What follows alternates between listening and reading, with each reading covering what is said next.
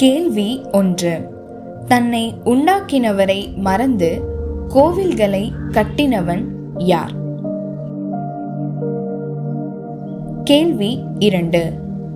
காஸ்ட்லியான கல்லு, அது கர்த்தர் வைத்த கல்லு, அதை எங்கே வைத்தார்? கேள்வி 3. ராஜகுலமான ஆதாத் என்னும் விரோதியை எந்த ராஜாவுக்கு விரோதமாய் கர்த்தர் எழுப்பினார்? கேள்வி 4.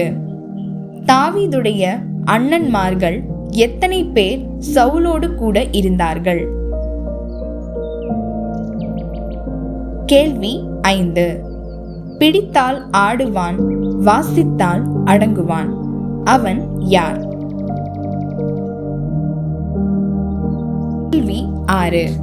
சும்மா பலன்னு நச்சுன்னு இருப்பான், சும்மா கப்பு கப்புன்னு இறங்குவான், அவன் முடிவோ வேதனையின் ஆரம்பம், அவன் யார்? கேள்வி 7. புதுசு கண்ணா புதுசு, இலசுக்கு மட்டும் கிடைத்த புதுசு, அது யாருக்கு?